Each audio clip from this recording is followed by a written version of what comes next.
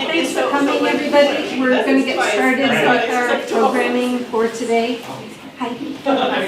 I'm Mary Chapman, and I am going to read from some notes so I keep track. I'm the inaugural director of the Hub. So how many of you have already heard that spiel and you've already been here and you don't need to go? Good.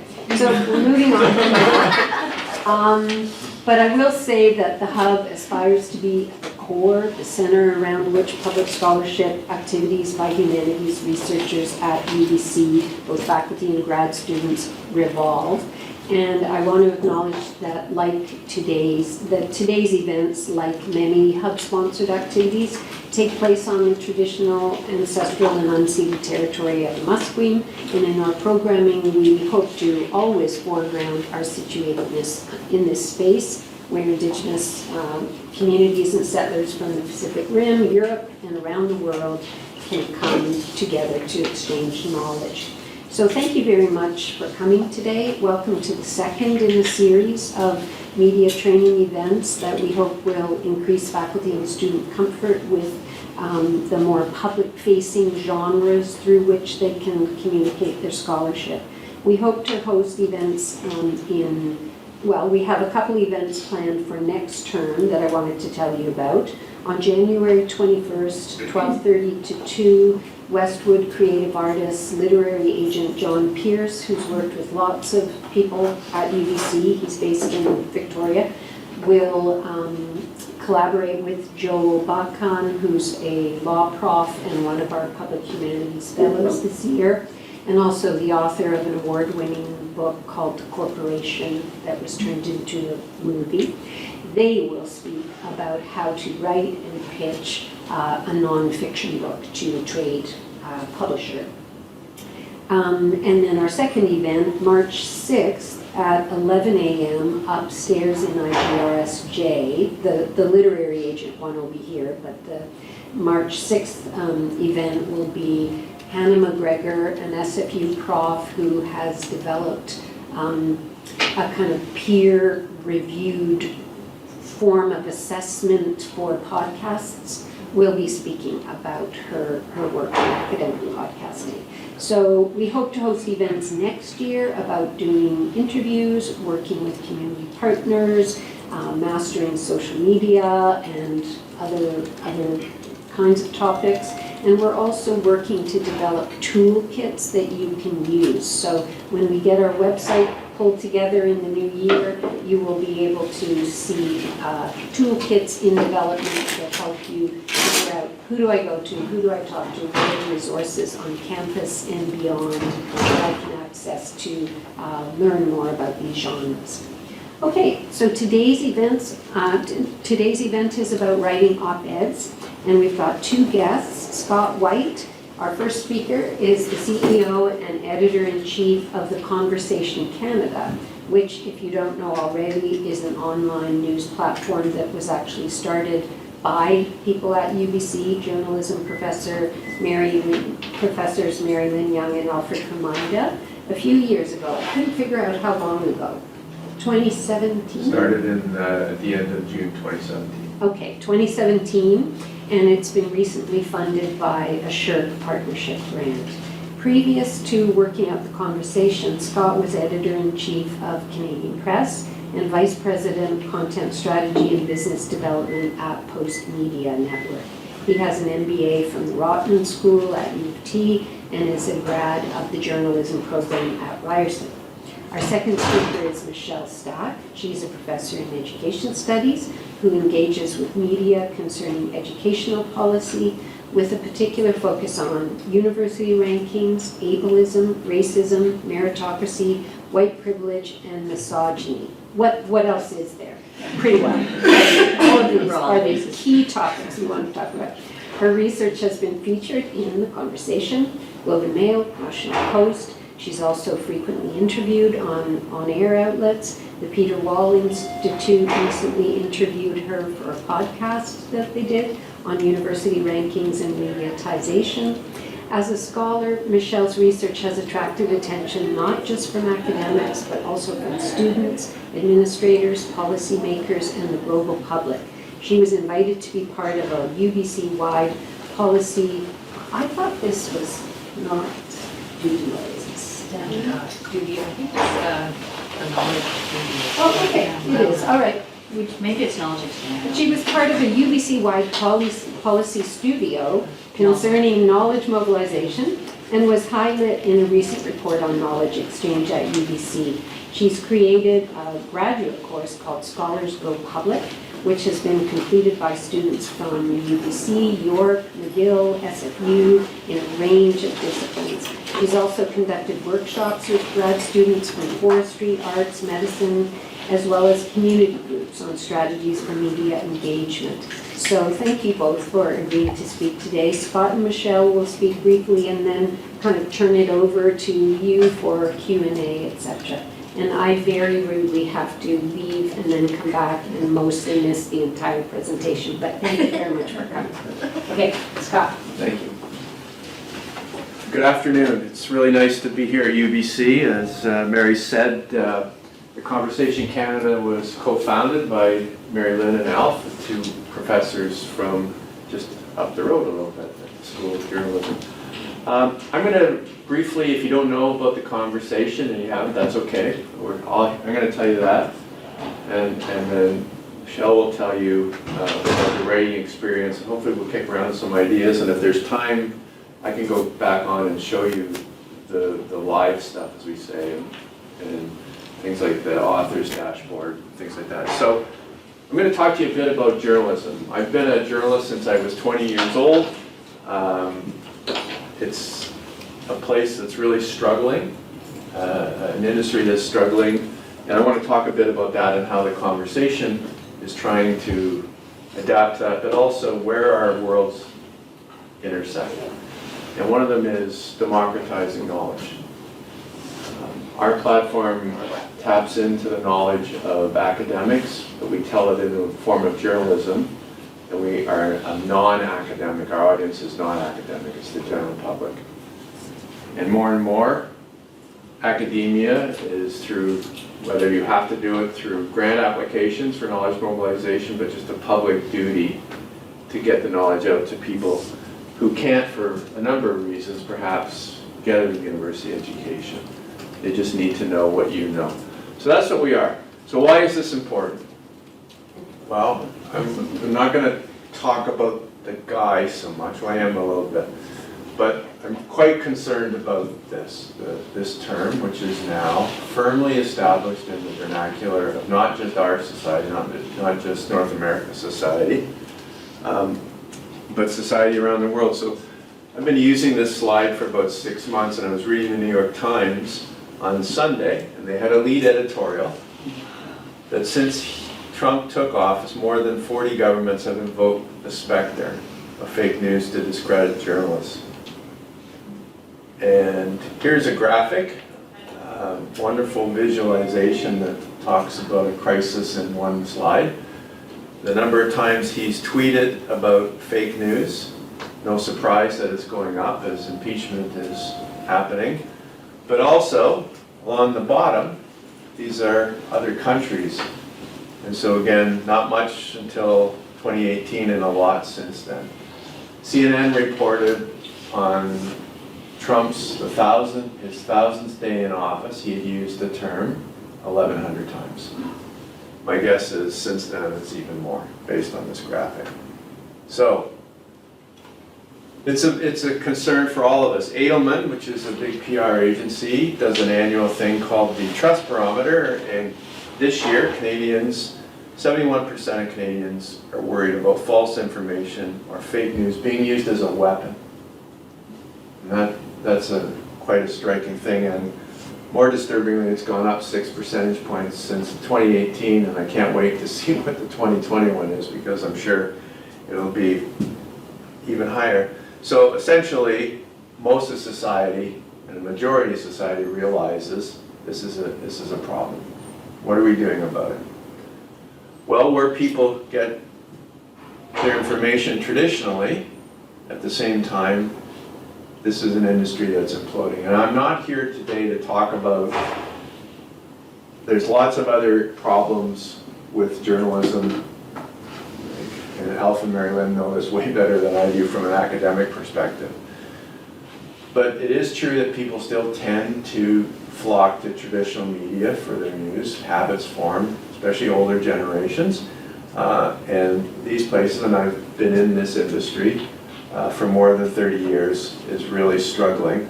And the thing that I worry about as a journalist is what happens to our society when places like this that have done so-called traditional journalism, but with that, checks and balances, things like that, either they actually disappear because some of those titles on that slide are going to disappear. And other ones, even the CBC, is going to be diminished to the point that it can no longer do the job that it once did. So what I mean about that was there would have been, many places would have had science reporters and education reporters and health reporters, arts, vibrant arts sections. And more now, as newsrooms get smaller, those jobs are disappearing. This is a particular sentence that I read in a book called The Elements of Journalism more than 20 years ago, and I've always thought, for my purposes, and this is just my purposes, I like this definition. Good journalism should give people information that's based on facts and evidence and trustworthy, so that they can make up their own minds on things, essentially to allow people to be self-governing.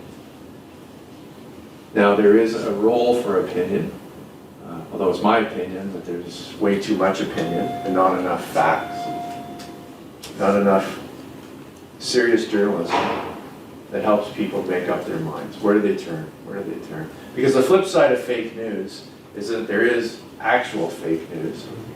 The famous one that happened, I'm not sure if you're aware of this, in the federal election, there's a fake news site called the Buffalo Chronicle, I think that's what it's called. And somebody who didn't like Justin Trudeau wrote a story that talked about the real reason Justin Trudeau left, what was it called, Point Grey Academy, wherever he taught here. And of course, that thing spread like wildfire. To the point that I know, because a friend of mine is the bureau chief for the Globe and Mail, legitimate news organizations spent weeks and weeks actually tracking down to see if the story was true, which it wasn't. But in the meantime, this has been spread like wildfire. So where do academics fit?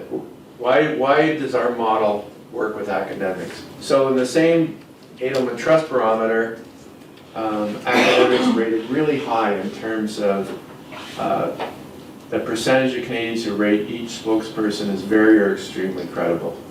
So right away, you have credibility with the public. And if the goal of journalism is to build trust in media itself, having credible people writing about it is important. Now, when someone asks me really quickly to explain the model of the conversation, I reach back to, and some people here may get this, it's a commercial from the 1980s. Guy on the left, he's walking down the street eating a chocolate bar. The woman on the right is walking down another street eating peanut butter out of a jar. They bump into each other at the corner. He says, "Hey, you got peanut butter in my chocolate?" She says, "You got chocolate in my peanut butter." People know what it's an ad for? Reese's Peanut Butter Cup. So why am I telling you that? So here's why. You folks are the chocolate. My editors who work at the conversation are the peanut butter. And the conversation's the peanut butter cup, because the slogan for that commercial was, "Two great things make something even better." So you tap into this expertise, your knowledge, our ability to shape it with you in a way that the general public can do. And then we distribute it literally around the world, as I'm going to show you. And we hope that the world is a winner. As I mentioned to Mary, we started in the beginning or middle of 2017. We're one of 9 conversations around the world. The first one was in Australia in 2011. It's since gone to the UK, Africa, France, the US, Indonesia, Spain, and New Zealand. So we're one of 9. and we're part of it. It's a really fascinating model. We share our content. Everything we produce is under Creative Commons. So that means any media publication anywhere in the world can republish it for free, as long as they give you credit, they give your university credit, and they don't change the content. So we've had 40 million views since we launched. Our French site, today is the first anniversary of our French site, which we started obviously last year. It's the first anniversary, and we're thrilled about how that's doing too. Our original plan was to launch French and English at the same time. We had a few issues getting the French site up, but we're going in both official languages now and couldn't be happier about how that's going. So, a paper that Mary Lynn and Alfred wrote had this sentence: access to independent, high-quality, authenticated, explanatory journalism underpins a functioning democracy. So if that is true, maybe a few of these things will disappear. I think I have this in the wrong order because Trump will disappear one day. The fake news is going to be around a long time, and that's a tough thing to do. So I'm not going to spend too much time because Michelle's going to talk about this, but as we said, the model is all of our authors are academics. We write, if you've never seen the site, and we will show it to you, it looks like a traditional news site because it's got sections.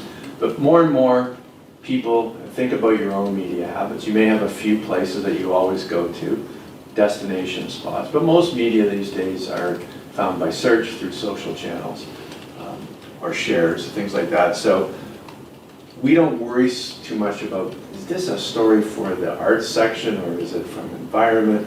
Because a lot of times our stories are, you would call them from an academic point of view, interdisciplinary, right? They're just really interesting stories that don't happen to fit one place or another. So don't worry, we want to talk about your ideas. Don't worry, is this, politics, social, don't worry about that. We get our stories one of two ways. Our newsroom comes up with ideas and we go out and look for people to write about them, or academics pitch stories to us, and we're going to show you later on. There's actually a place on the website to do it, and we actually prefer now that people use the website to do it because we're getting so many pitches, more than we can publish. We have to be more selective, and having it come in through this process actually helps our workflow. So we can explain that a little bit later. Again, I'm not going to spend too much time on this, but because Michelle will speak about it more. But who can qualify is essentially anyone who's a PhD, postdoc, and up on the academic org charts can write for us.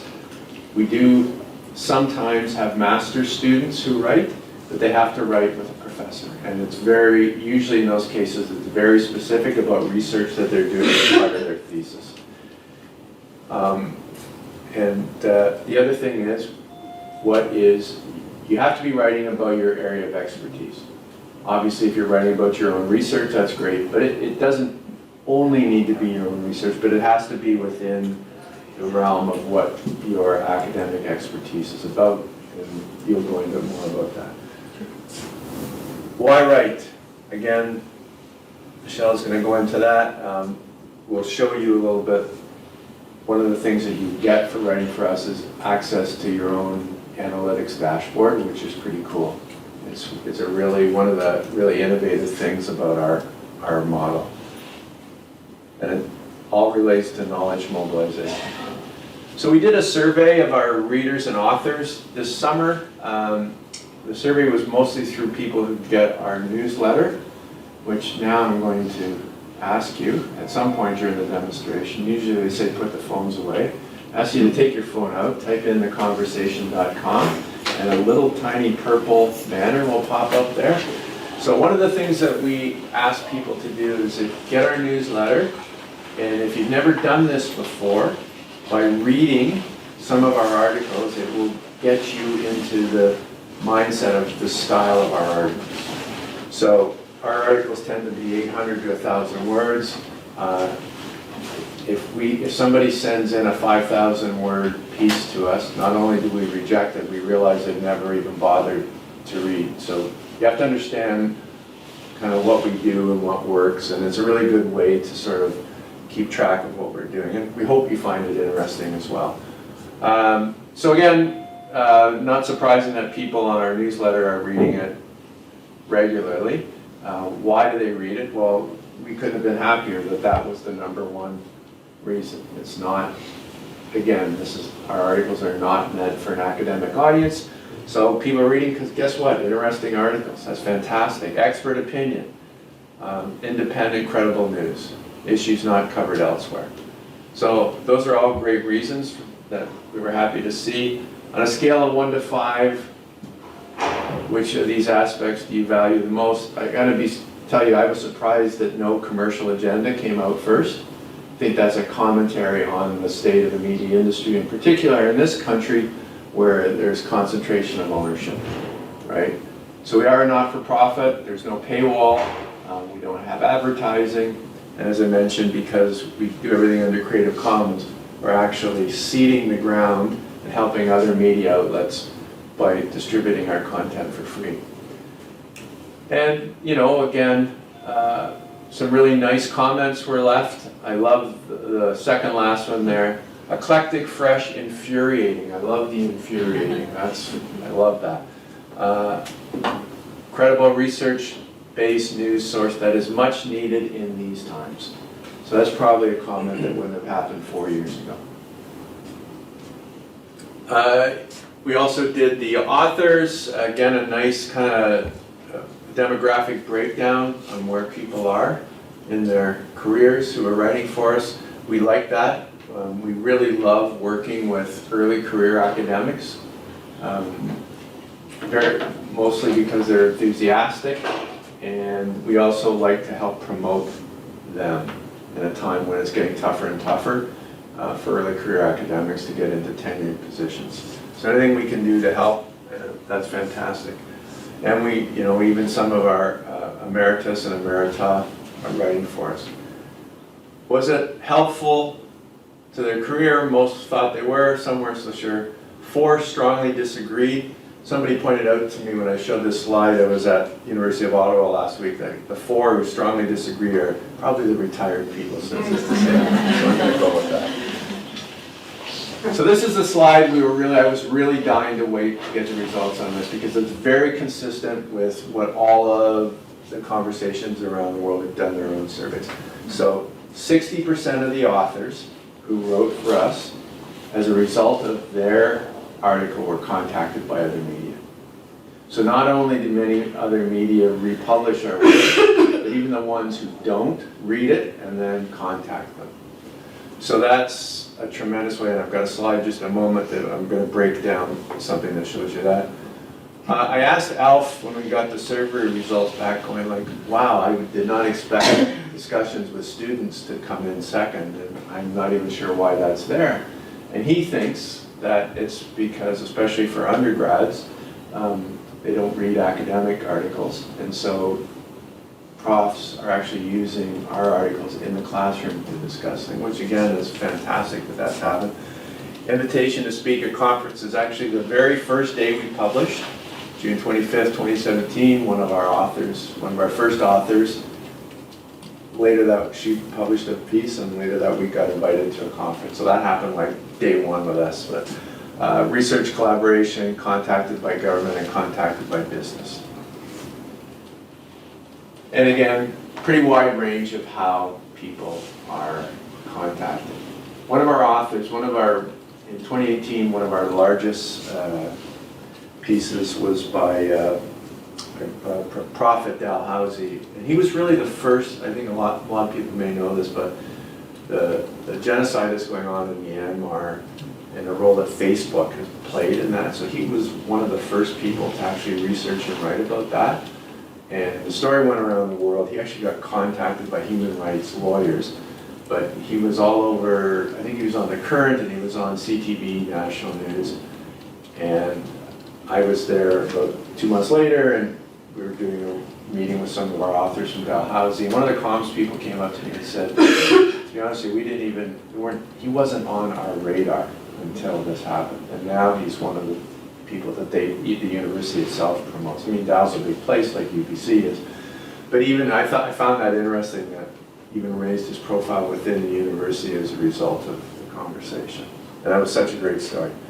So let me break down a story. This is Ed Struzik, who actually began life as a journalist for the Edmonton Journal and has moved into, he's smart, he's moved into academia, and he's a fellow at Queen's. And remember last year, for those of you who were in Vancouver last summer, all the smoke from the fires up in the interior. It was also happening in Northern Ontario, Alberta, and California. So he wrote a piece about, it's essentially the connection between how close communities are built to places that catch fire around forests. So it's a really nice piece. We put a lot of emphasis on strong imagery, and I'm going to come back after you speak about the importance of headlines. So anyway, so Ed wrote this piece, and we could tell from his dashboard that it got more than 50,000 views. So, everybody know what that is? Weather Weather. Now I know this is not probably something that relates to humanities, but one of the things that we have found most fascinating about looking at the data from the conversation is the Weather Network is our single largest republisher. Here's what I like about that. First, I like that the other one is the Tyee uses a lot of our content. We like that too, because I've been a fan of the Tyee since the day it started. But the thing I started thinking about the Weather Network, and all of us tend to gravitate towards media that supports our opinions, our point of view. It's really hard because there's so much to read, and we just usually don't tend to flock to places that we don't agree with. People go to the Weather Network to see, is it going to rain, is it going to be nice, and then they happen upon stuff. And so I always think there's a climate denier somewhere who loves the Weather Network, believes because it's always right, and then reads a story. Well, it's from the Weather Network, it's got to be true, right? But it is fascinating in the media landscape. And again, most Canadians don't know that the Weather Network is, I think, the second largest news and information site in Canada after CBC and Radio Canada. So, we know this from his dashboard. Ed kept sending us emails. I got interviewed by the Telegraph. I got interviewed by the New York Times. I was on 4 CBC radio programs in BC. It was on NW, and I think 1310 is in Kamloops or Kelowna. And so we don't know exactly how many people became aware of him and his research, but based on my knowledge of the media landscape, I'd say that's a 5 to 10 multiplier from one article, right, from one article. And then his final email, the Director General in charge of the Canadian Forest Service is also taking me out for lunch, so there is such thing as a free lunch. But more importantly, we do know that policymakers read the conversation. We had a meeting within the first month of our launch with the Privy Council office in Ottawa, with Foreign Affairs in Ottawa, because this was a bit of a surprise to me. They're often looking for academics to work with around policy. And because they know our model, they like this. But again, what do our authors say? Well, people it's been a good experience with, which I'll let Michelle talk about, but I like this last quote in particular. Number of academics to a much larger and more popular audience. I see this as central to the role of the university, right?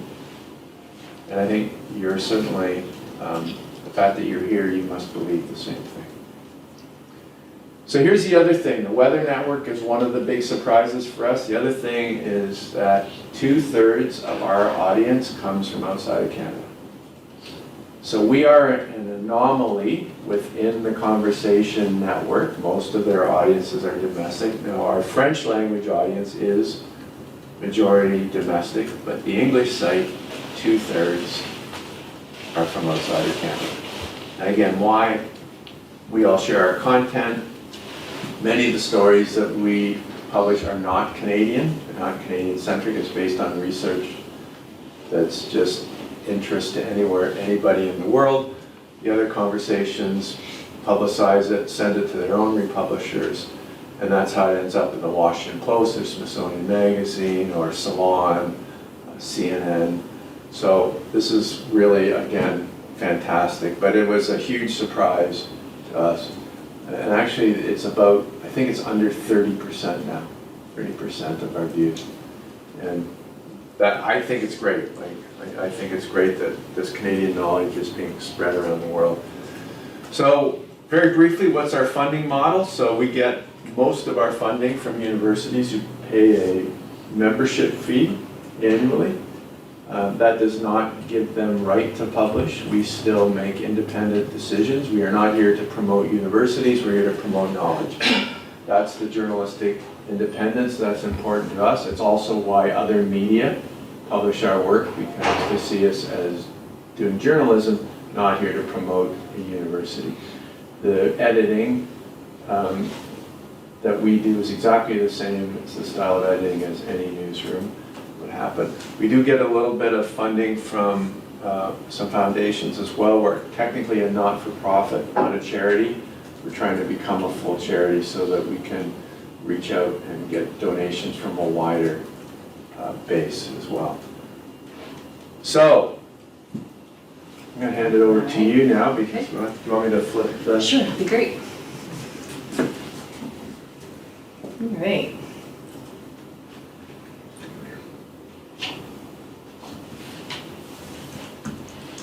So I'm going to talk a bit. So just to, I think I've done 5 pieces with the conversation now, and in every case I ended up doing CBC interviews. I think most of the time it was picked up by the Globe and Mail, the National Post, the Tyee. But what's really interesting is how it helped with building research collaborations. And I do research on university rankings. And so in one case I had written most of my pieces are rather critical about university rankings. And a medical researcher called me and said, you might want to look at how the School of Medicine at McGill was really highly ranked while they're on academic probation with the accrediting organization. So she gave me all this inside scoop that I don't have access to as an education researcher, right? She's in medicine. Now, she wouldn't read my articles on rankings in peer-reviewed journals because they're mainly in education. She's in medicine, right? And so this is where it's really interesting in terms of interdisciplinary research, or where people that are in disciplines that wouldn't necessarily look at your academic, wouldn't be looking at the same academic journals as you, but might see your piece in the Globe and Mail and reach out. And that's where I've ended up having really interesting connections with people in STEM areas that I wouldn't normally have had through publishing with the conversation, and then sometimes they see it in the conversation or in one of the places that it's republished. So who here has written an op-ed? Actually, lots of people. Okay. So one of the things that I think about is timing. So some things, like for example, the school year. I know the school year is going to start in September, right? Unless there's a strike. But and so I can get pieces ready in August and pitch them, because I know that that's going to happen every year, and that media is going to be looking for back to school stories. I know that when the rankings come out, I'm going to get calls about rankings. So I can put together a piece on rankings and be ready to pitch it.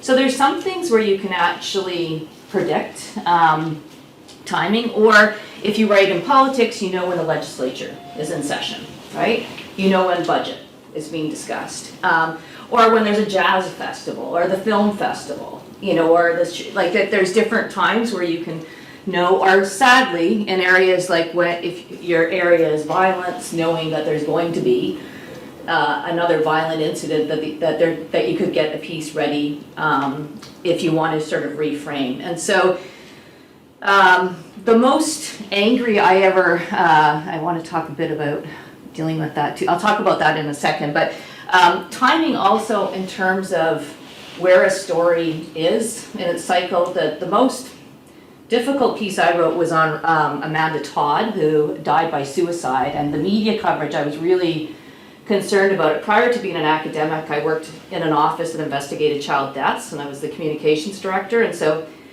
when I was reading the coverage, I was really concerned about, they didn't talk about gender, they didn't talk about racism. It was blaming girls for her death, not looking at the adult male perpetrator. So there was a ton of media about Amanda Todd, and I ended up writing a piece for the Globe and Mail, but not right at the beginning. And this is where it's interesting in figuring out where you can push a little for a reframe and where there's just no room for that. And so right after her death, it was hard to have any kind of reframe of how the media was covering it. But so it took a while to allow for that reframe. So just thinking about timing and what kind of emotional responses you might get from people based on when you publish something. Story. Okay, so this is one I think is hard in a sense.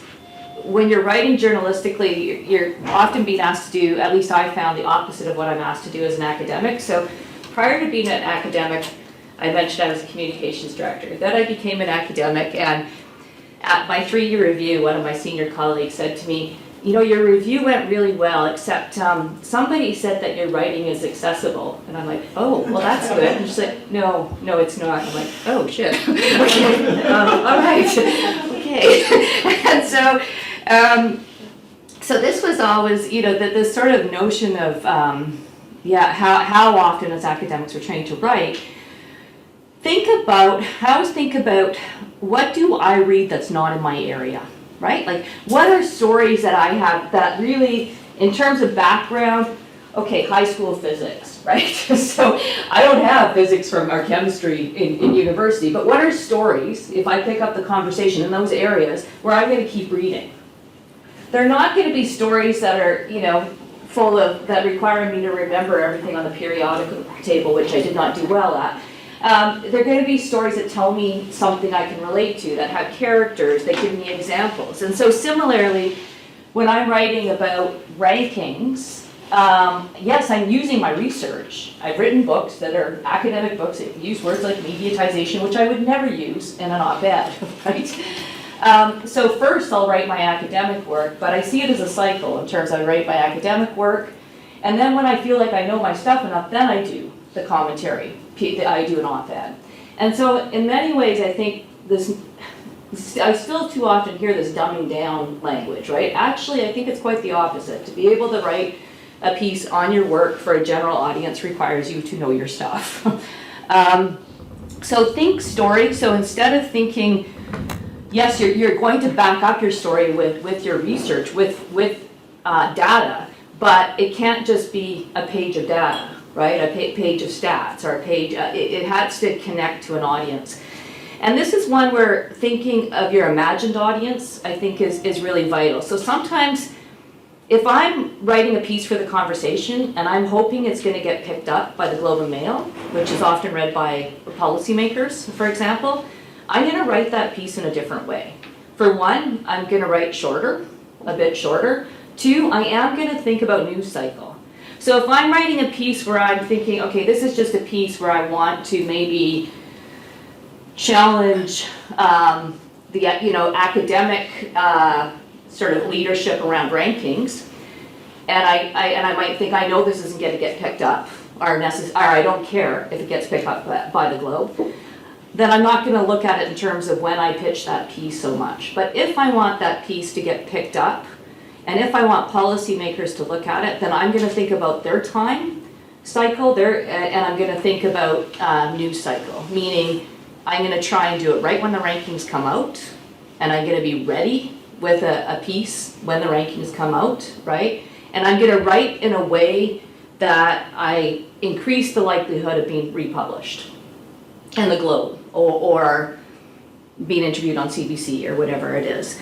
And so thinking in terms of story, but also thinking in terms of imagined audience. I do think in terms of an elevator pitch. I mean, if I can explain it to somebody you know, from the first to the fifth floor of a normally functioning elevator. Okay, if I can't, then I have a problem. So, so if you have people that, I have quite a few siblings that are very blunt and say, I have no idea what you just talked about, which is actually good. Or my best was I took stand-up comedy for a while and had a comedy partner who had just gotten out of prison and hated academics. And so when I did comedy and he said, what the F was that? It was actually really useful. So having, you know, supportive, he might not have been supportive, friends to say this doesn't make sense or who's your audience, but even imagining somebody in front of you who you're trying to, I always think about it as, okay, I'm trying to expand a conversation. Who am I trying to expand a conversation with?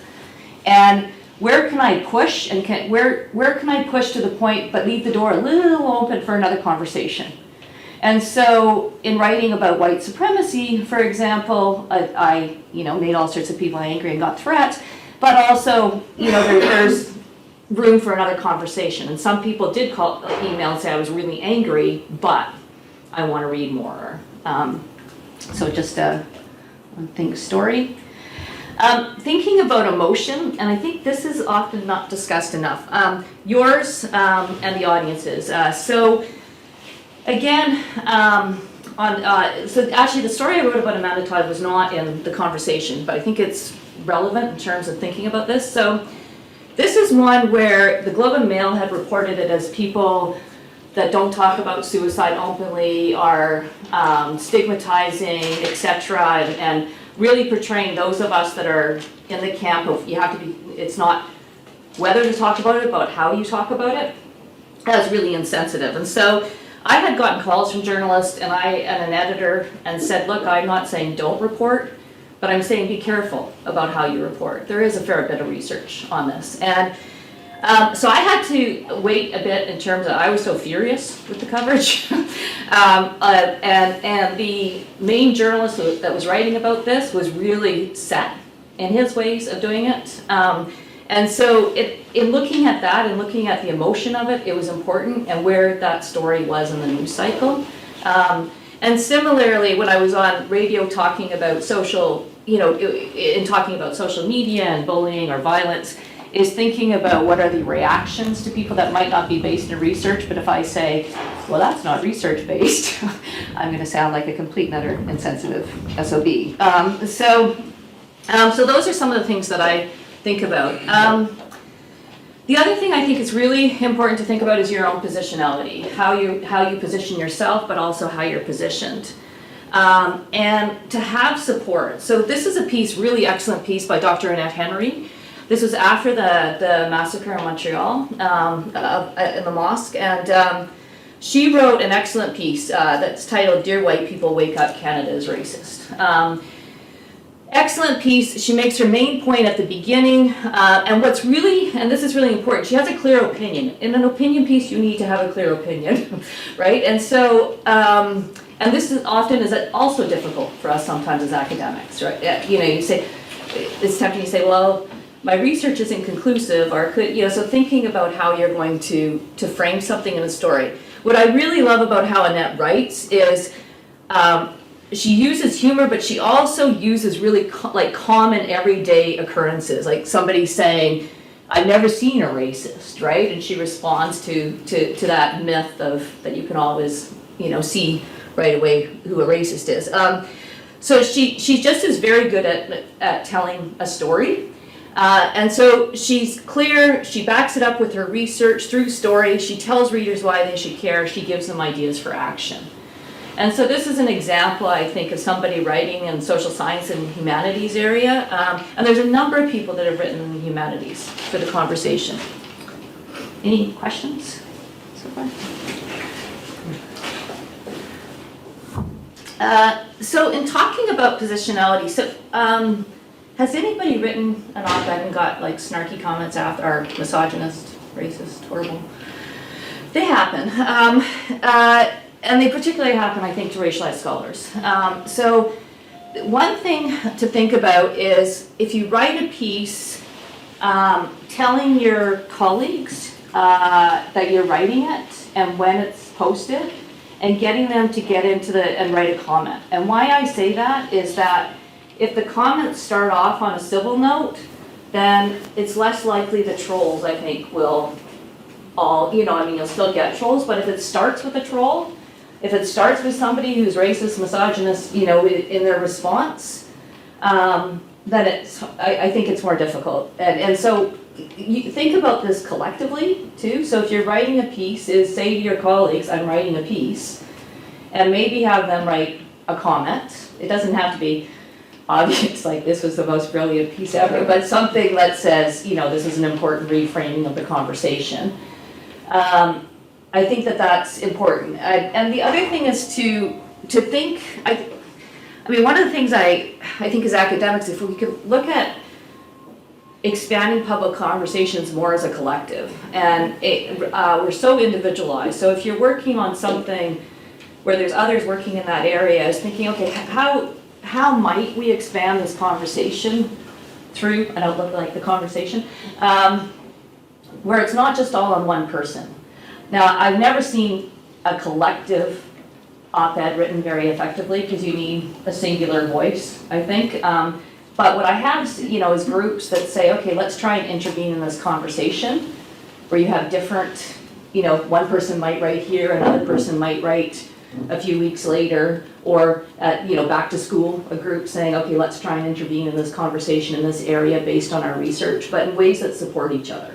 And I do think, knowing that particularly for your colleagues that are, dealing with structural oppression, that when they write, they're going to get a pushback, and to be there to be supportive, and to understand the difference in writing about areas like racism or disability, etc., and what the response might be. So that was, I know I went, any questions? I want to make sure there's time for people to pitch ideas. Yeah.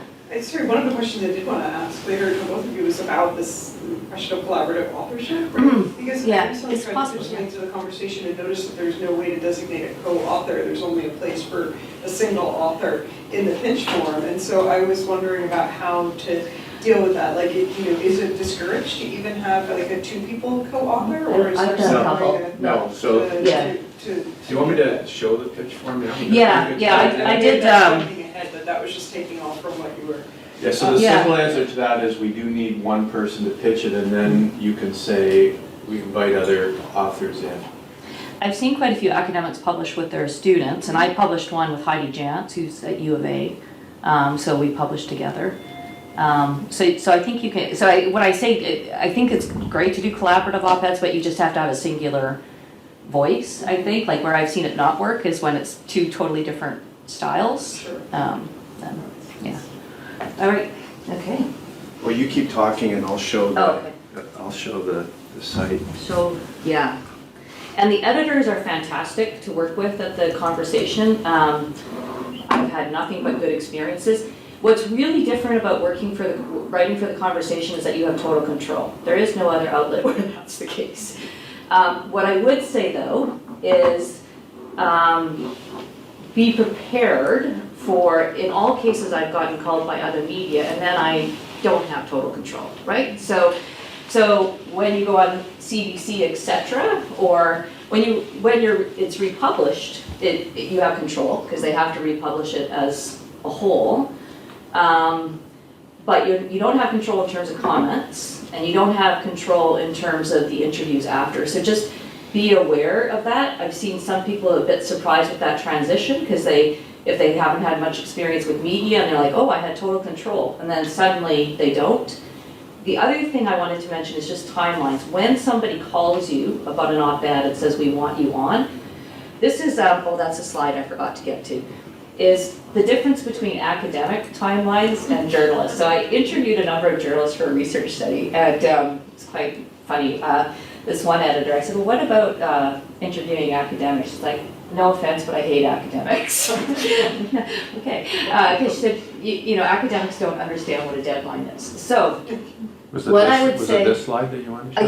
yeah. And so, for journalists, journalists are often posting on multiple platforms at once now, right? And so their deadlines are often multiple within a day.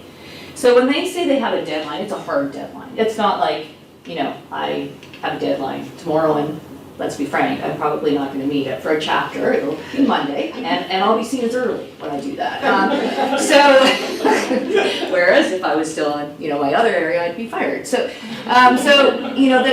difference in time is really huge for journalists. And so when somebody calls you and says, we want you on air to talk about your conversation piece, if you get back to them 2 days later, it's too late. And the other thing I like to do is, I often will say, I'm not the person to talk with, but I'll help you find somebody. And to really focus on finding somebody like that graduate student or that new scholar and working with that person. I think this is really key. And this is actually, I forgot to talk about, can I talk about this for a second? Sure. Is looking at this just has a gender breakdown in terms of sources, right? It gets worse when you add racialization and disability. So we still have a big problem in terms of who expert sources are. But what's interesting, and I found this when I've approached colleagues and said, hey, would you've got expertise in this. It's like, oh no, I couldn't do this. Frankly, often the people that do that are the ones that have the most expertise. They're women or they're racialized. And I got a trick from Sherry Graydon, who does a lot on commentary pieces. She said, just what she does is says, okay, well, it's either you or so-and-so who is known to know nothing on that area. What would you like to do? So this is what I do now when I have a friend that says, no, I couldn't possibly. I'm like, okay, well, then so-and-so will be. And it's like, but he doesn't know anything. I'm like, exactly. And so I think it is an area, and so quite often when I get calls, I'll be like, I'm not the person, but I'll find you somebody. And so when somebody says, hey, think about this, remember, when you're being contacted about to be interviewed, you do not have to know everything about that area. I mean, if you're being asked to talk about, if I'm asked to talk about the school, to look at how the school at which I have been is dealing with racism and racist costumes at Halloween. Okay, I don't study costumes, racism and costumes. I do study racism in schools, right? And so I will talk about that. So whereas sometimes I talk to academics who will say, well, no, that's not my particular area. I don't study costumes. I'm like, that's not the point, right? Like, so just to think about that, but also to think about handing it over to somebody. When you can, if it's not your area, but helping the journalist find that person. And I think that this is really important, particularly when we're talking about misrepresented and underrepresented voices, is to focus on that. I will not, if I'm asked to talk about Indigenous education, no, I will find somebody. I'll talk about white supremacy, right? But but to sort of think about, am I the person or do I find somebody else? And how do and the big part is, how do I support that person who's talking to the media, particularly if they're new to this, so that it's a good experience for them. So I think that's just something really key, and this is where the collective, in terms of particularly in misrepresented and underrepresented conversations, how do we work collectively, where you're not necessarily the person that's doing the piece, but supporting somebody who is as well. All right? That's my little spiel on time and how journalists quite often hate academics. So here's the site if you've never seen it. In particular, the areas that were mostly people in the humanities with race. So we differentiate culture and society from arts. If you want to see the other conversations, there's a pull-down menu. And so we look similar, but for instance, most of the other places have arts and culture. We made a decision when we started because we really wanted to address societal issues, race, racism, reconciliation, and so we decided that culture and society would be a distinct area, and honestly it's the area that I'm proud of all the work we do, but I'm really proud as someone who's been in an industry for many years that struggles to cover this. Struggles to cover it for a lot of reasons. They don't have the internal expertise. They stupidly think that this isn't a story, or worse, that their audience won't be interested in it. And all of that is absolutely proven not to be true. So this is an area where we do a lot of work. The other, obviously, arts. To be honest with you, we actually get the least number of pitches in the pure arts. Like that's the area that we get the least number of pitches in. Can I ask a question yes. related to that? Please, ask questions. So, one of the things that's sometimes difficult for some humanities scholars is very often if you read something in traditional newspaper that it has an English prof or a history prof, it has to do with discovery. They went into an archive, they opened a dusty book that hadn't been opened in many years, and wow, look at what they found. And that's such a tiny, tiny part of what humanities will actually do. So can we get some clear examples of Yeah, I'm going to give you. And this is where, you know, what's interesting is that might be a piece that's picked up by other like humanities, they picked up by the journal, by the conversation, and then by humanities newsletters, magazines, etc. So it's might have a different audience. So this is the work of Robert Morrison, who just this week, his book called The Regency Years was on the RBC, sorry, it's the RBC, not the Giller, it's the RBC top 10 non-fiction books of the year. And so he has written a lot of stuff. So he's used his area of academic expertise to really write around some. So this would be something that would kind of fit with the book that he's written about.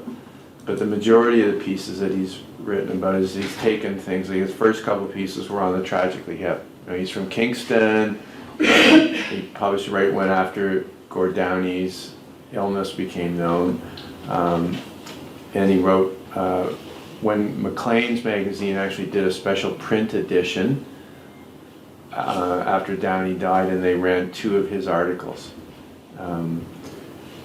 It is a good point though in terms of you need a hook of some sort. Yes, so right? that's a case where, the point I'm trying to make Yeah. is that there's a case where somebody used their knowledge to understand about something that was going on.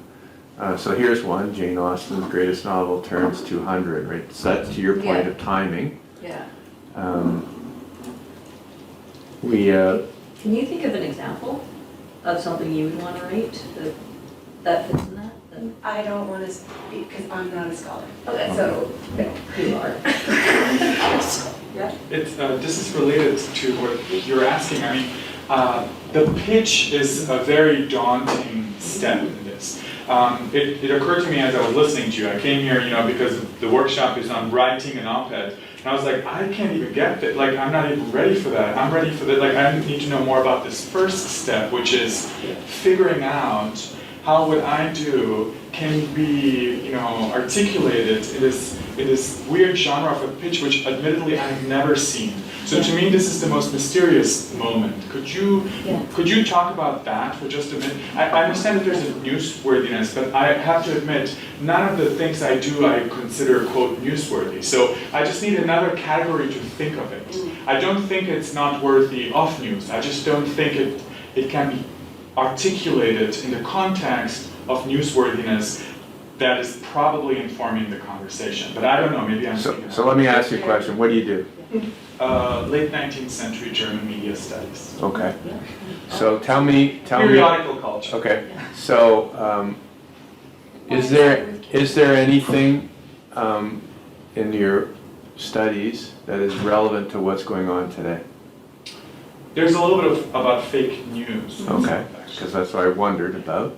And what can you specifically relate to fake news about what was going on in Germany in the late 19th century that we could relate to today? That people loved reading them. And what happened when what was the result of that that's phenomenon? That's where my research stops, actually.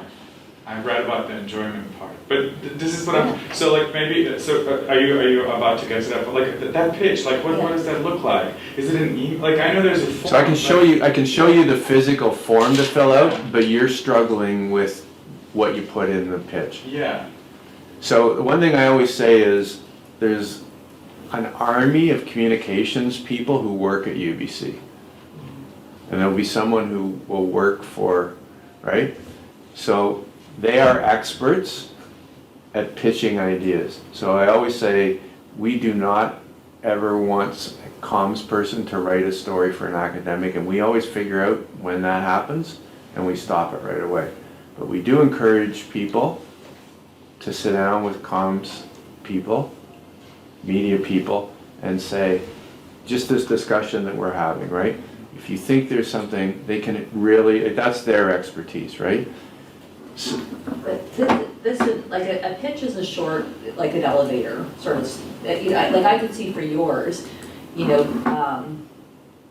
something like, well, is it human, like, which I don't think it is it human nature to think that the present moment is new? You know, let's look back to, what can we learn from looking back to German periodicals? You know, something like that, but it's intriguing, and sure, I don't know, but it can be something that connects the reader to, oh, this is interesting, why, how the heck can this connect to what we're dealing with today? So here's on the front page, so you have to go down a little bit. So two things you need to do. First thing you need to do is you have to, where it says want to write, you have to click on here. When I do it, it's not going to show anything because I've already registered. You have to register as an author, and that just becomes what forms your bio. So you'll be asked to fill out things, and so if you have a staff page, usually people cut and paste it. If you don't, if you're a grad student, be very specific, especially about what your research is, and fill in this stuff about what your Twitter handle is, because more and more some media will be trying to contact you through direct messaging through Twitter. And we tweet out every story at least 2 or 3 times, and so we'll promote not just the university and the story, but you as well that way. So you have to register, and then once you're registered, then you go here, pitch an idea. This gives you a little bit of an explanation, which we've sort of covered today, and then yes, I'm ready to submit a pitch. And then it's like, if you hope you can see that, I can bump it up a bit. You have 50 words. That's the first thing you got to do. In 50 words or less, what's your story? And we know, based on those 50 words, if it's going to be first of all, if we don't understand it, we're not going to accept it. And if we like the idea, but we're really not sure what it is, we may not accept it. Or if we do like it, and, you know, but like, you got to be 50 words, just, and I can show you some examples of other ones if you'd like, but this is what we look at. Here's what happens. So you can fill out why is it significant, other key points, do you have multimedia grade, is it timely? It doesn't matter. It doesn't need to be timely. As a matter of fact, our most popular stories are what we call evergreen stories. Yeah. Most popular story we've ever published, here was a headline. How to kill fruit flies, comma, according to a scientist. All right? Great story by a guy who's a geneticist who works on flies.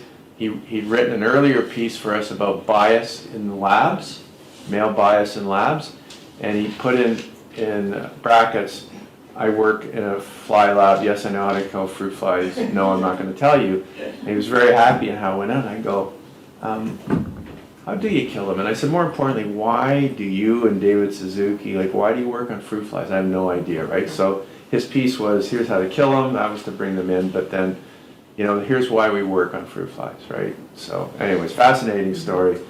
And of course, why is it so popular? Well, practical, but it's exactly it. It's exactly it. Across our network, 80% of the way people find us is through search. So this is the point where I'm going to say, when you work with us, as Michelle said, you get to sign off on everything. We no longer ask our authors to write headlines, because with great respect, you write academic titles.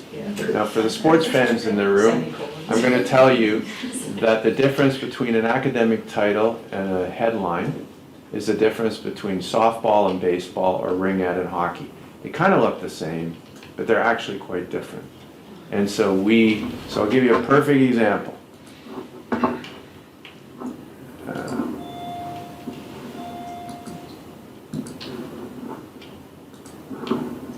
This main arts piece that we did, Frozen 2. Why is that at the front? Because people are searching Frozen 2, right? So in a previous lifespan of newspapers, it would have been a catchier, more clever headline, but we front-end load stuff like that, right? So we no longer, we are very stubborn when we get pushback on, I don't like the headline because I think this word should go there or this word should be in there, and then there's another thing that people don't realize, which is more than just the search engine optimization is the term, but again, the majority of how people read our content is through other people's publications. Every day we send a list to dozens of publications in Canada, and then our colleagues at the other ones send them around the world, and we send a headline and a link. So we're sending those to editors who are literally looking at 200 to 300 headlines a day to decide what they're going to publish. So not just from us, but from wire services, whatever syndication services they have. So if they can't be bothered to click on the link to see what the story is, so the headline's got to grab them. Think how your own media habits, when you're looking at something on Twitter or Facebook or Apple News or however you look, right? It's just where does that go? Which is also another thing in terms of hyperlinks within the piece, is having hyperlinks to other research, including your research, but making sure it's open source, right? That it's Or at the very least, the accessible. public-facing page with the abstract at the very Yeah, least. yeah, but that was one thing I made a mistake because I was doing it at UBC, and then realized it wasn't available. Just something to check. And our philosophy on links is people should be able to read the story without clicking on the link, but Yeah. if they want to verify or learn more, then they click on the link. So sometimes people think, well, I don't need to explain it because the link explains it. Well, you have to assume that people aren't. So the other thing just to fill out the form is, where do you think it fits? Again, don't get too hung up on this because more and more our stories fit in multiple sections. You put that information in and then you submit it. We get an email that says a pitch from where it is, and then sometimes it's now taking us a week to go through the pitches if it's really something timely. The shortest we've ever turned around a story is 2 hours when something's going on. The more and more, if it's not timely, it's not that we don't think it's important, it's that a number of our stories are timely and so they get a higher priority. But as I said, the ones that are most read are the ones that aren't timely. So we like to have a mix of both. So what happens is you get an email saying, we'll get back to you, we either say yay or nay. If we say yay, then we send you a link. And at that point, or even in the pitch, you could say, I would have a co-author of so-and-so and so-and-so. So I'll show you, I thought I'd pull up some of your stories. And are you okay with me opening up? Oh, the Donna story, yeah, that pissed off a lot. Okay. Oh, we pity you, that was with Heidi. Which one do you want? I also want to show the back end, like what it looks like. So the Charlottesville was the one that got the most. Okay. So I want to show this one just for the sake of how it works with. So when we accept it, we email you a link, which is now a private link. And then usually what happens is most authors write it in some kind of word processor and either dump it in here or send it to us, and then we put it in. So this is what it looks like, and then you can see it's an interesting piece. So just the color coding here, this is how it is.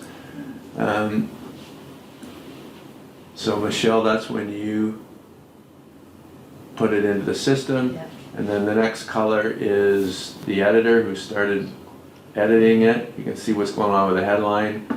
It's on the headline, and then the co-author, she went in. So at one point, Heather, the main editor, would have sent an email back to Michelle and Heidi saying, please go in and look, I've done a first edit. And then however you communicate, you say, okay, great, so one, then the other one goes in, and then a final, and then it goes back to the other, and then at this stage, we send a note back to the authors and say, okay, we think we're done. You okay with it? You can go in and do a preview. I'm okay with the photo. I'm okay with the headline. Look at all the photos that are in here. Great. And the photos sometimes are frustrating, like Heidi and I did not like this photo at the top, but it was difficult to find stock photos that we could use. And so it was okay, it was the best of what there was. Yeah, we generally don't Yeah. like stock photos, but sometimes they're Yeah. So it was, unavoidable. And then you would have sent in we send you a final email, please approve. If you're okay with it, you push a button and approve, and then and only then are we able to publish it. So you want to go back to what was the one that pissed a lot of people off? This one? yeah. Well, I got a lot of good, and ended up with some research collaborations from that. From that one. So can we show people your dashboard? Are you okay with that? Yeah, now it's interesting, the dashboard doesn't always pick up on stuff. If, I had a Globe piece where it didn't pick up, but the Globe had picked it up because the Globe had me put the conversation, I talked to Marilyn about it. So Right. it doesn't always pick up the analytics. Could I ask about the accompanying media, the photos and stuff? Yeah. Related to Urban's question, we were often writing about films or something. You had the Frozen thing up there before, and I'm wondering for topics, this could apply to any topic, but for topics where copyright is an issue, sometimes we do click on stories because of the specific image that's shown, and I'm wondering how you address that. Like, do you have like a bank of stock images, or Yeah, so we have a license to use Shutterstock. We sometimes use, there's places like called Unsplash, which are Creative Commons, and we have a commercial agreement with Canadian Press and Associated Press. We will not use a photo unless we know that it's either rights-free or Creative Commons. And we have an ability to go in and get movie, things like that. So yeah, sometimes photos are, especially if somebody's writing about something historical. We wrote a really interesting piece about an Indigenous woman who was from the 70s, who was really one of the first women in Saskatchewan who really became political, and just trying to find photos, and we even called up the local newspaper and they had nothing. So sometimes it's hard, but this is one that came from the AP because you're talking about Charlottesville. So this is a dashboard that only Michelle has access to, and it gives you a breakdown of this is all of your stories, so 5 articles, 46,000 views, and then if you want to look at a specific one. Can we go, ooh? And so it gives you a breakdown. So if you happen to see a big other, you probably don't know this, it's Apple News.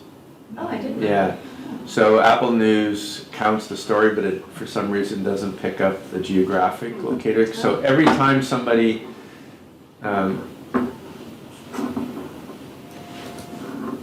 so for instance, if another media publication wants to use this, there's just this thing here, and they can just cut and paste it into their systems, and there's a piece of code there that allows us to track it.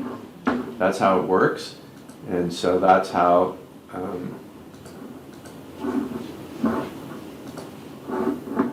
Michelle knows that 18,000 readers, and it was the majority on our site, which means probably they came in through social or through our newsletter.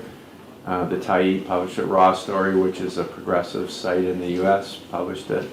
But that's one where sometimes it doesn't show up at the Globe and the National Post. Yeah, and I'm not sure the Globe, because actually I don't think the Globe uses our stuff. So if you saw it in the Globe, I'd love to see it, because I have, so the National Post gets it through Canadian Press sometimes, and the Canadian Press wire doesn't carry the counter either. So that we know is an issue.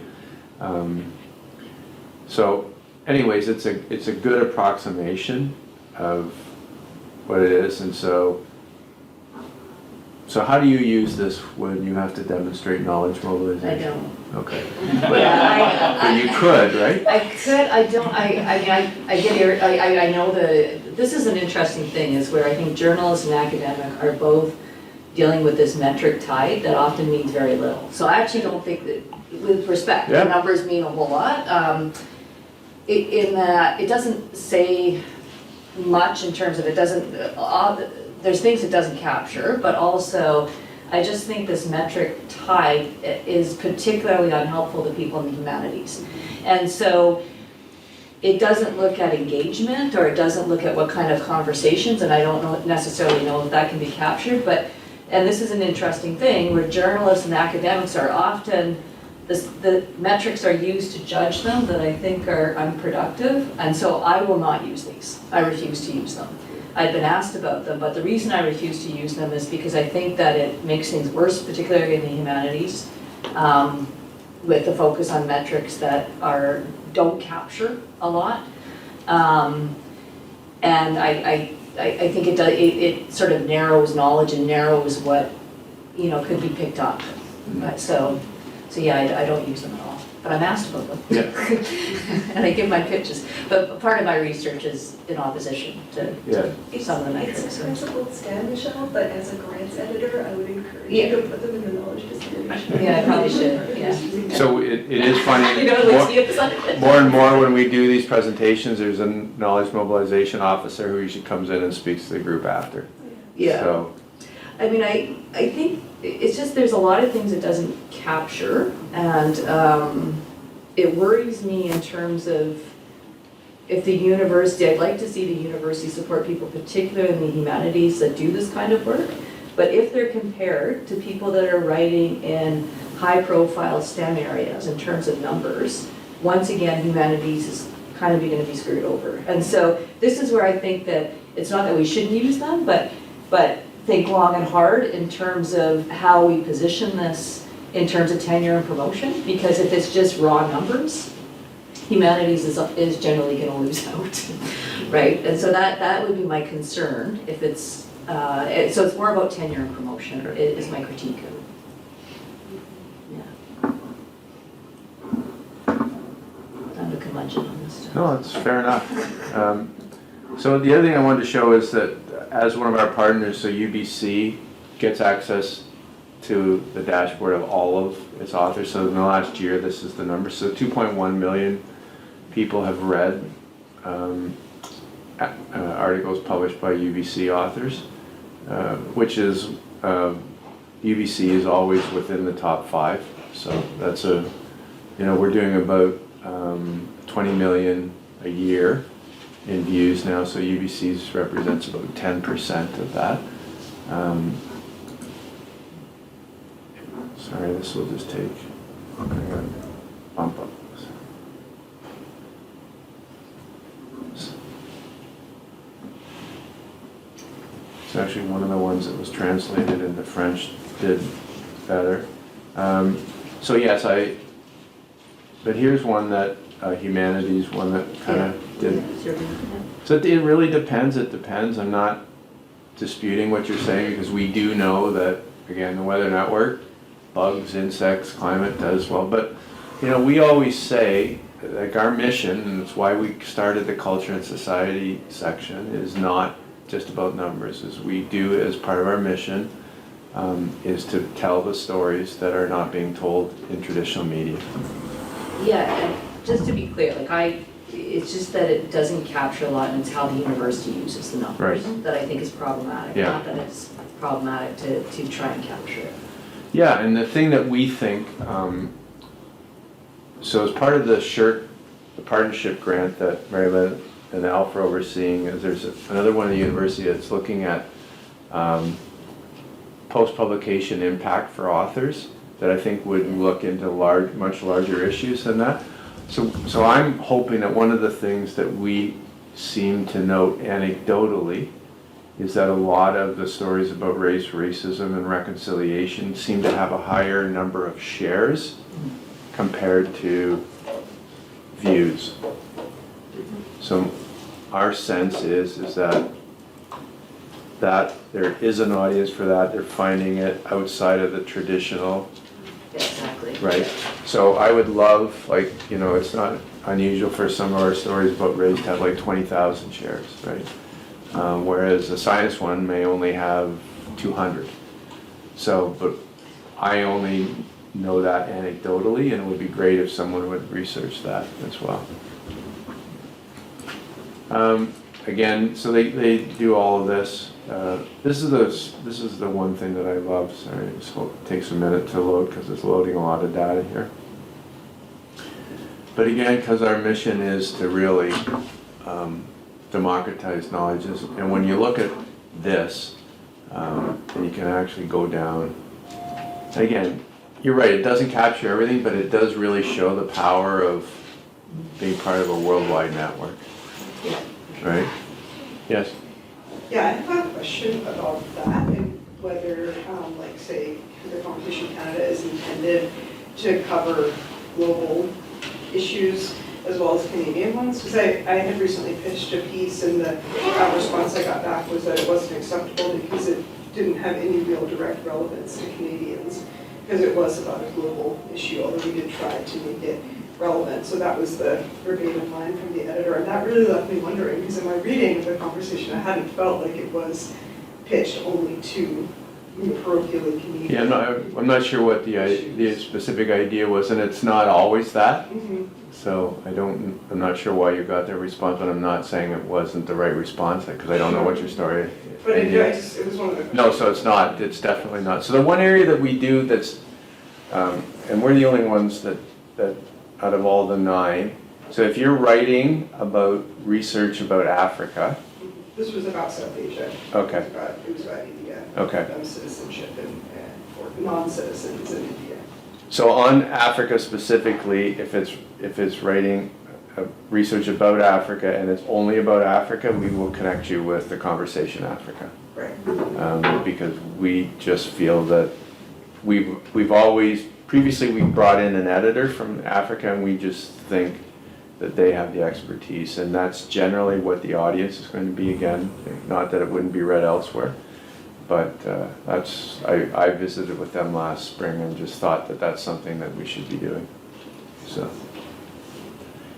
But I mean, I guess, like, you know, when you write a SSHRC application, you know that actually you need to do something to make it relevant to Canadians, and that's sort of a known issue. So I guess I'm wondering, like, if you want to have a successful pitch with something that's internationally grounded, should you be looking for the angle that says this is why Canadians should No, absolutely not. I mean, the reality is that we are just getting overwhelmed with pitches, and it's a good thing. And so we are being selective, and so the judgment we make is where's the interest, right? Where's the interest? So that was probably just the judgment that the editor made.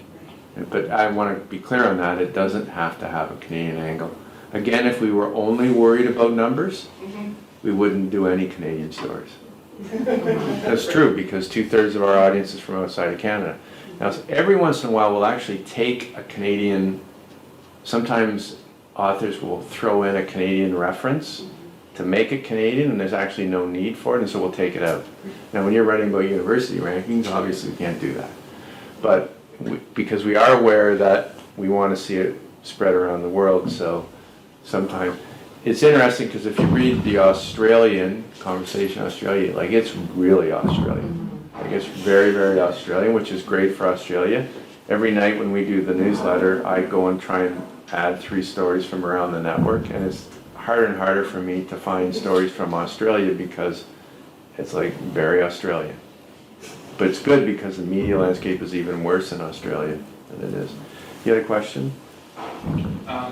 I wanted to make sure to say that this was incredibly enlightening on a lot of levels. But what you said earlier struck, which was the number of pitches coming from fairly low. And I think this connects to the previous event we had where it struck me that there's so much unlearning that we have to do in this, with regard to all of this, particularly because there's a sort of lack of trust. Admittedly, I pitched one and I stopped. I was like, okay, this is not my thing. Obviously this didn't land well.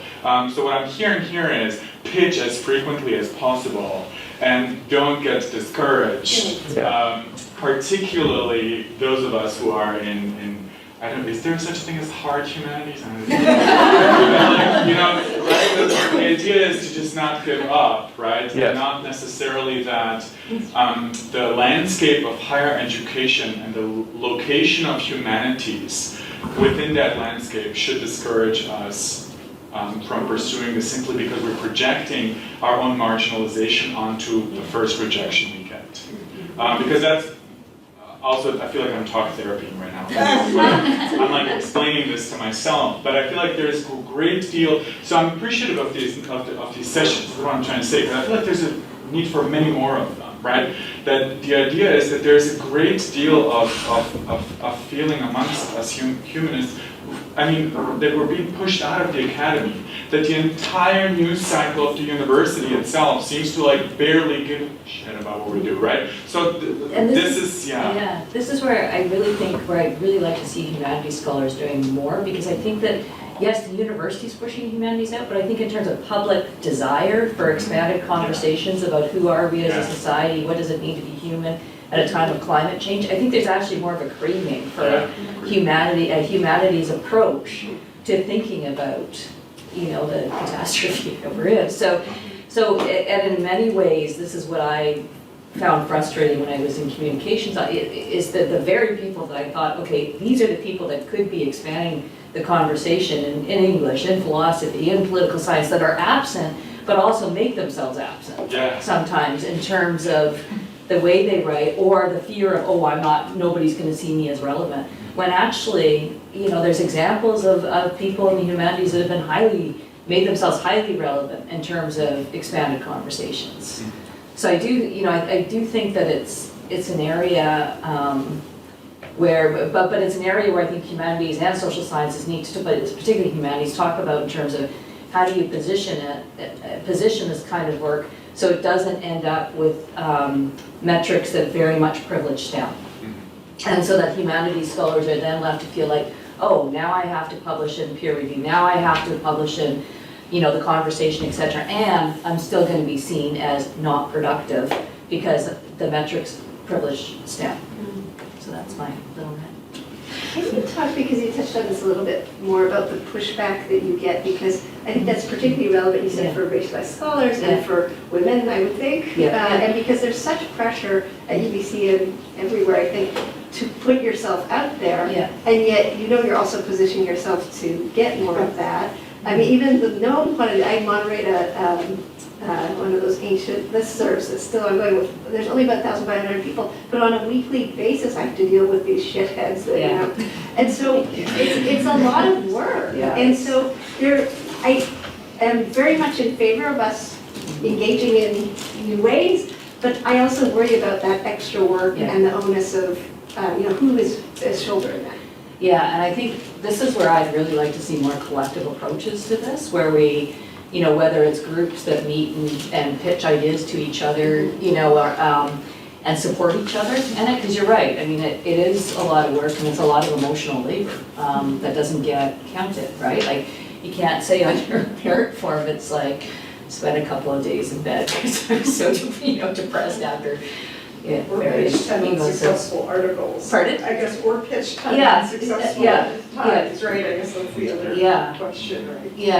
I mean, I do think the pitch part, what I found helpful was showing it to non-academics, like to people that know nothing about my area, who are blunt, sometimes nicely, sometimes not so nicely. That was helpful, but I think having some sort of support, like, and knowing, particularly if you're writing in areas that you're gonna get pushback, and then sometimes threats. I mean, but I do think I would have to say I've gotten some of those, and definitely racialized scholars writing about racism get more.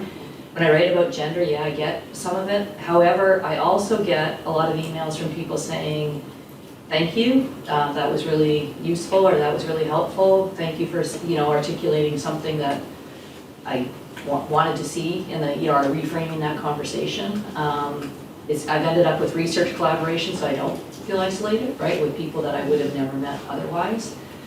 So it's been overall more positive than negative.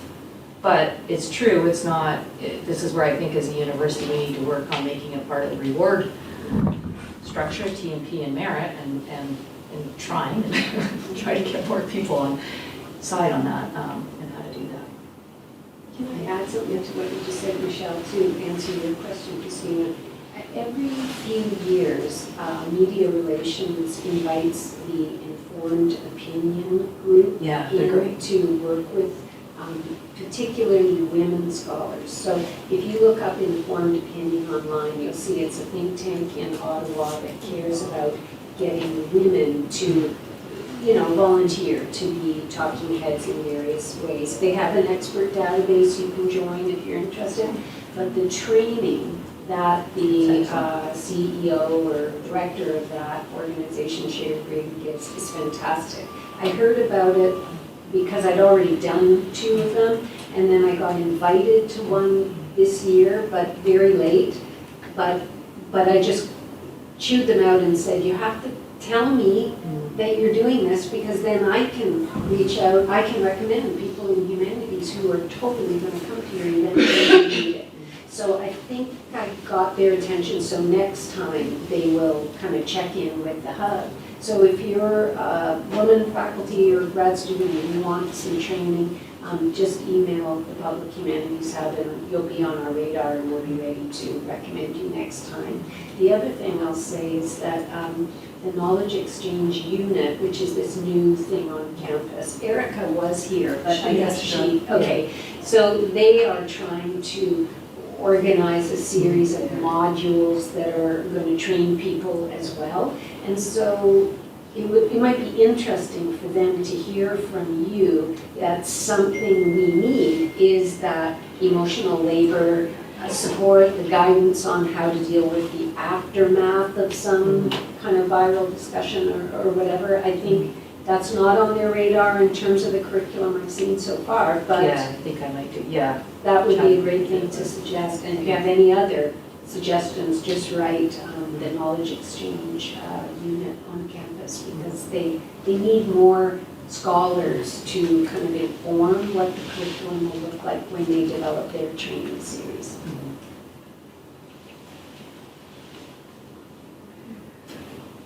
Any more questions? I think Scott and Michelle are going to kind of linger, so you could have a sort of one-on-one answer, conversation if you like. But I just want to thank you all for coming and for all the great questions that I heard in the last few minutes. And I want to thank you guys for presenting. Please join me in thanking Michelle and Scott.